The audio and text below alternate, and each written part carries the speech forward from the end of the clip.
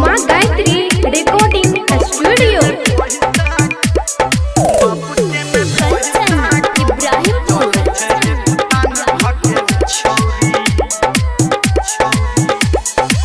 होटबा में लाली होटल लाली लगा के बनी जाए छोड़िया हसीन रे हो लभ की फराक आ पियर की फराक में देखे में लागे नमकीन रे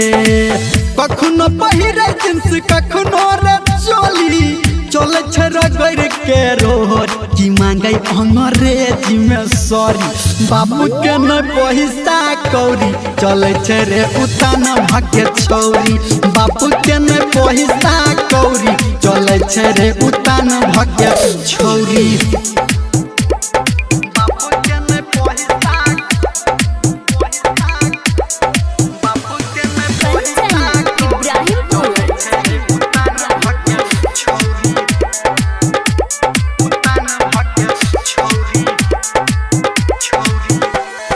बड़ छैरे लटकी ई तो महार छै मटकी एकरा के नहीं जानै छै छोटे से फटकी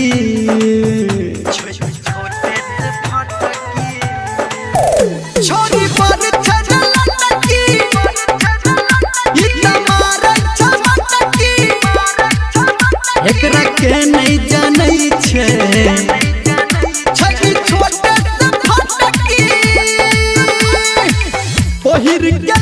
चूरी दिल पे चला छुरी बेरी बेरी को है ओ माय गॉड मांगे अंग्रेजी में सॉरी बाबू के न पैसा कौड़ी चले रे उतान भाग्य छौरी बाबू के न पैसा कौड़ी चले रे उतान भाग्य छौरी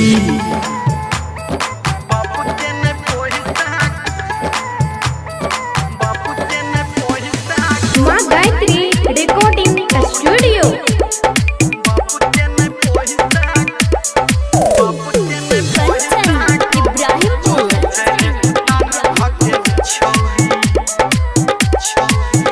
छोरी पहिरे पैजामा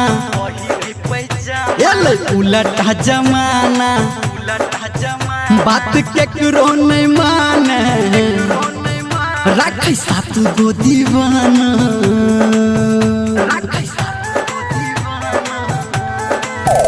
छोरी पहिरे पैजामा एले उलटा जमाना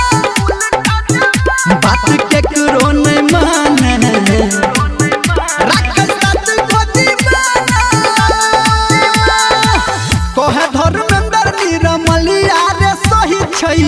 बीएफ सबके कोट मांगे अंग्रेजी में सॉरी बाबू के न पैसा कौड़ी चले रे उतान भाग्य छौरी बाबू के न पैसा कौड़ी चले रे उतान भाग्य छौरी।